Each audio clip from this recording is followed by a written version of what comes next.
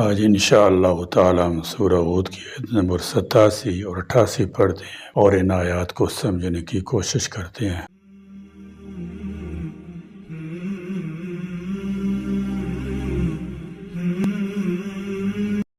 اعوذ باللہ من الشیطان الرجیم، بسم اللہ الرحمن الرحیم۔ قالوا یا شعیب اصلاتک تأمرک ان نترک ما یعبد آباؤنا او ان نفعل فی اموالنا ما نشاء انک لانت الحلیم الرشید۔ قال یا قوم ارأیتم ان كنت على بینة من ربی ورزقنی منه رزقا حسنا وما اريد ان اخالفكم الى ما انهاكم عنه ان اريد الا الاصلاح ما استطعت وما توفیقی الا باللہ علیہ توکلت والیہ انیب۔ قالوا یا شعیب، انہوں نے کہا اے شعیب، اصلاتک، کیا تیری نماز، تأمرک، تجھے حکم دیتی ہے، ان نترک، یہ کہ ہم چھوڑ دیں، ما ان معبودوں کو جن کی یعبدو عبادت کرتے تھے، آباؤنا ہمارے باپ دادا۔ قالوا یا شعیب اصلاتک، یعنی کیا تم اپنی نماز کا دائرہ ملک قدر وسیع سمجھتا ہے کہ دوسروں کی مذہبی اور مالی معاملات میں بھی دخل دینے لگا ہے؟ ہماری مرضی ہے، جس کی چاہیں پوجا کریں، جس کی چاہیں بندگی کریں، یہ مال جو ہمارے اپنے ہیں ان میں جس طرح چاہیں تصرف کریں، جائز و ناجائز جیسے چاہیں کمائیں، کوئی ہمیں کیوں ٹوکے۔ یہ وہی سیکولر سوچ ہے جو آج کل بھی چل رہی ہے کہ نماز اور دین ہر شخص کا ذاتی مسئلہ ہے، مملکات اور دنیا کے معاملات میں اللہ تعالیٰ کے احکام کے ہم پابند نہیں ہیں۔ ان لوگوں کا اپنے مال و تصرف کا مطلب یہ تھا کہ ہم جن جائز اور ناجائز ذرائع سے مال کمائیں یا جن کاموں میں ہم چاہیں خرچ کریں، ہم پر کچھ پابندی نہ ہونا چاہیے۔ اگر تم نمازیں پڑھتے ہو تو پڑھو، اور ہمیں کیوں اس سلسلے میں تنگ کرتے ہو؟ کیا تمہاری نماز تمہیں یہ سکھلاتی ہے کہ اسے دوسروں پر لاگو کرو؟ تم تو اچھے بھلے سمجھدار آدمی ہو، یہ دوسرے کے معاملات میں دخل دینا بھلا کون سی عقل مندی ہے؟ گویا عبادات کے متعلق ان لوگوں کا نظریہ وہی تھا جو آج کل کی اس دنیا کا ہے، جسے مہذب سمجھا جاتا ہے، یعنی عبادت بندے اور خدا کا ذاتی اور پرائیویٹ معاملہ ہے اور اسے دنیاوی معاملات میں اثر انداز نہ ہونا چاہیے۔ گویا وہی پرانی جاہلیت پھر سے نئی روشنی کی صورت میں عود کر رہی ہے۔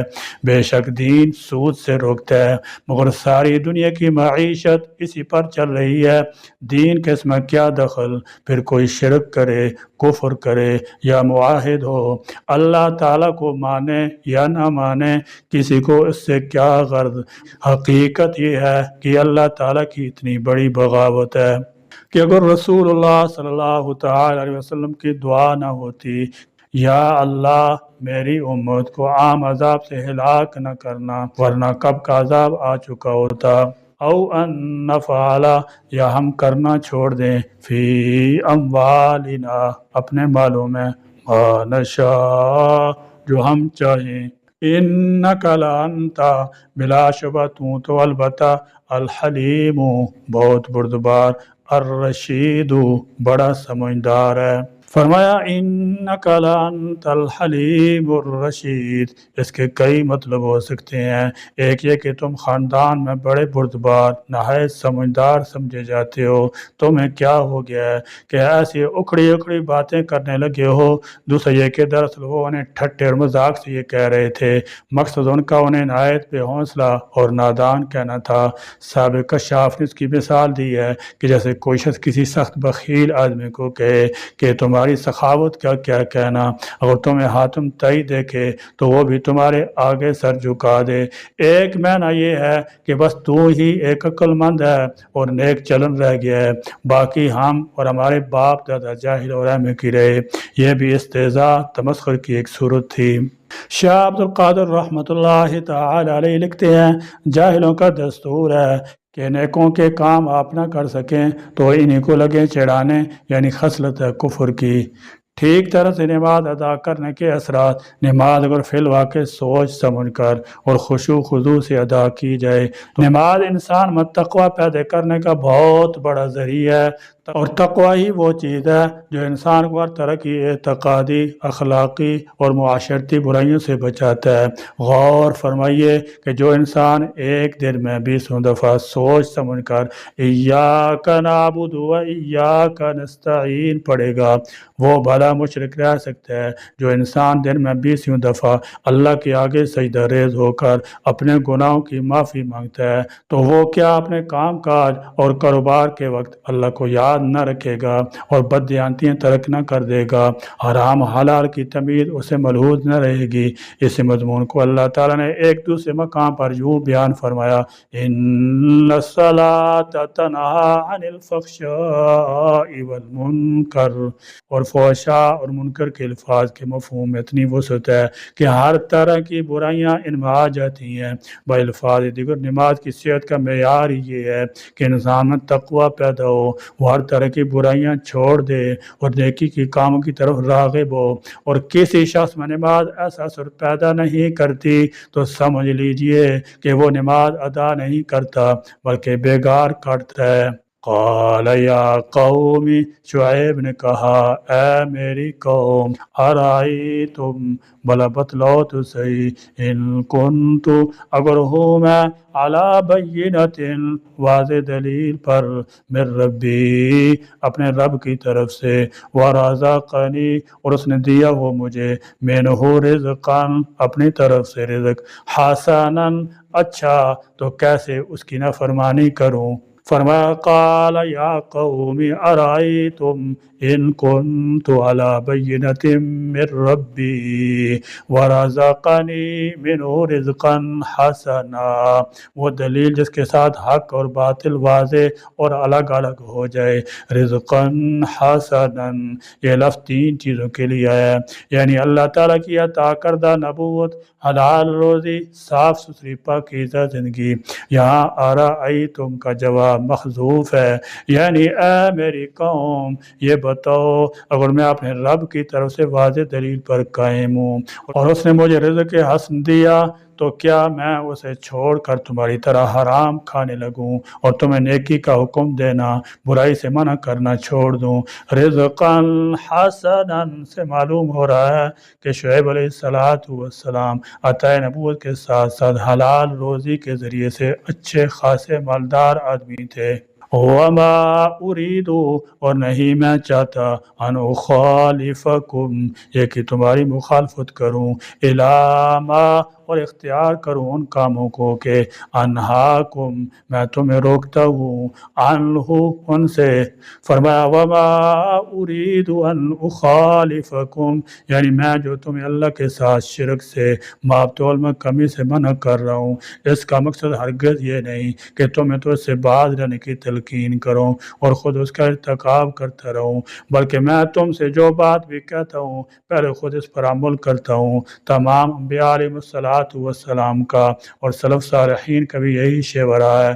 اسامہ بن زید روایت کرتے ہیں کہ رسول اللہ صلی اللہ تعالی وسلم نے فرمایا، ایک آدمی قیامت کے دن لایا جائے گا اور آگ میں پھینک دیا جائے گا، اس کی انتڑیاں تیزی سے باہر نکل پڑیں گی، تو وہ اس طرح گھومے گا جیسے گدھا اپنی چکی کے گرد گھومتا ہے، تو وہ جہنمی اس پر اکٹھے ہو جائیں گے اور کہیں گے اے فلاں، تیرا کیا معاملہ ہے؟ کیا تو ہمیں نیکی کا حکم نہیں دیتا تھا اور ہمیں برائی سے منع نہیں کرتا تھا؟ وہ کہے گا میں تمہیں نیکی کا حکم دیتا تھا اور خود وہ نیکی نہیں کرتا تھا اور تمہیں برائی سے منع کرتا تھا اور خود اس کا ارتکاب کرتا تھا۔ ان اريد، نہیں میں چاہتا، الا الاصلاح، مگر اصلاح تمہاری، مستطاعت، جس قدر مجھے استطاعت ہے۔ فرمایا ان اريد الا الاصلاح ما استطعت، تاکہ تمہارا دنیا اور آخرت میں بھلا ہو۔ شیخ عبد القادر رحمۃ اللہ تعالی علیہ لکھتے ہیں یہ خصلت ہے اللہ کے نیک لوگوں کے کہ ان کو چڑھانے سے برا نہ مانیں اور اپنے مقدور پر سمجھاتے رہیں۔ وما توفیقی الا باللہ، یعنی آج میں تمہیں جو نصیحت کر رہا ہوں یا کرنا چاہتا ہوں اس کے جاری رکھنے، اس کی کامیابی کا دار و مدار اللہ ہی پر ہے۔ وما توفیقی، اور نہیں مجھے توفیق، الا باللہ، مگر اللہ کی مدد کے ساتھ، علیہ توکلت، اس پر میں نے توکل کیا، وإلیہ، اور اسی کی طرف انیب، میں رجوع کرتا ہوں۔ فرمایا ان اريد الا الاصلاح ما استطعت وما توفیقی الا باللہ، یعنی آج میں تمہیں جو نصیحت کر رہا ہوں یا کرنا چاہتا ہوں اس کو جاری رکھنے، اس کی کامیابی کا دار و مدار اللہ ہی پر ہے۔ یہاں رزق حسن سے مراد نبوت علم وہی ہے، اور رزق سے مراد ظاہری حلال پاکیزہ رزق یا مال و دولت ہی لیا جائے تو اس کا مطلب یہ ہوگا کہ میں تمہاری بددیانتوں کے معاملہ میں تمہارا حامی کیسے بن سکتا ہوں، بھلا کیا میں ایسے کام کر سکتا ہوں جن سے تمہیں روکتا ہوں؟ میں تو تمہاری بھی اصلاح چاہتا ہوں، پھر میں ایسے کاموں کو کیوں کروں گا؟ اور میں اپنے اس عزم پر قائم رہنے کی اللہ سے توفیق چاہتا ہوں، اور ہر پریشانی کے وقت اسی پر بھروسہ کرتا ہوں، اسی کی طرف رجوع کرتا ہوں۔ حضرت شعیب علیہ السلام لوگوں پر واضح کر دیا کہ میرے قول اور فعل مطابقت ہے، یہ نہیں ہو سکتا کہ اللہ کا نبی قوم کو تو ایک بات سے منع کرے اور خود اس پر ملوث ہو۔ اللہ کے دین پر سب سے زیادہ کاربند اس کے نبی ہوتے ہیں، وہ پہلے خود احکام الہی پر عمل کر کے امت کے لیے نمونہ بنتے ہیں۔ اللہ نے ہر نبی کو یہی حکم دیا ہے، اتبع ما اوحی الیک من ربک، جو کچھ آپ کی طرف وہی کی گئی ہے اس کا مکمل اتباع کریں، اور نبی ایسا کر کے دکھاتا ہے، نبی کا ہر عمل اس کے قول کے مطابق ہوتا ہے، کیونکہ سورہ صف میں اللہ تعالیٰ کا ارشاد ہے کہ اے لوگو لم تقولون ما لا تفعلون، تم ایسی بات کیوں کہتے ہو جو کرتے نہیں، جو کر کے دکھاتے نہیں۔ مگر عام معاشرے کی حالت یہ ہے کہ نچلی سطح سے لے کر حکومت کے ایوانوں تک قول و فعل کا تضاد پایا جاتا ہے۔ تو شعیب علیہ السلام نے قوم پر واضح کیا کہ میں نہیں چاہتا کہ ایسے معاملے میں تمہاری مخالفت کروں جیسے تمہیں منع کرتا ہوں۔ آپ نے یہ بھی قوم سے فرمایا ان اريد الا الاصلاح ما استطعت، میں تو اصلاح کرتا ہوں جتنی طاقت رکھتا ہوں، میرا کام تو برائی کو مٹا کر اچھا معاشرہ قائم کرنا ہے۔ میں چاہتا ہوں کہ لوگ اپنا حق بھی پورا کریں، اللہ کا حق بھی ادا کریں، اور بنی نوع انسان کے حقوق کو بھی پورا کریں، اور ان تینوں قسم حقوق کی پاسداری کی جائے تو معاشرہ سنور جائے گا، معاشرے کی اصلاح ہو جائے گی، اصلاح احوال پیدا ہو جائے گی۔ تو فرمایا میں اپنی طاقت کے مطابق اصلاح کرتا ہوں، کیونکہ اللہ کی عطا کردہ وسعت سے زیادہ کوئی کچھ نہیں کر سکتا۔ اللہ تعالیٰ کا اپنا ارشاد ہی موجود ہے، لا یکلف اللہ نفسا الا وسعها، کوئی انسان اپنی طاقت سے زیادہ ماخذ نہیں، لہذا اللہ تعالیٰ نے جس قدر طاقت بخشی ہے اسی کے مطابق احوال کی اصلاح کی ذمہ داری بھی عائد ہوتی ہے۔ حضور اکرم صلی اللہ تعالی علیہ وسلم نے ایک شخص سے بیعت لی اور اسے احکام شریعت کی پابندی کا حکم دیا، تو اس شخص نے کہا میں ان باتوں پر عمل پیرا رہوں گا مستطاعت، جتنی میری طاقت ہے۔ سیدنا شعیب علیہ السلام نے اللہ کے حضور عاجزی کا اظہار کرتے ہوئے فرمایا وما توفیقی الا باللہ، اور نہیں ہے مجمع توفیق مگر اللہ کے ساتھ، ہر کام کی توفیق اللہ ہی بخشا ہے۔ اللہ تعالیٰ کی توفیق شامل حال نہ ہو تو انسان کچھ نہیں کر سکتا، لہذا تمام قوتوں کا سرچشمہ اللہ تعالیٰ کی ذات ہی ہے۔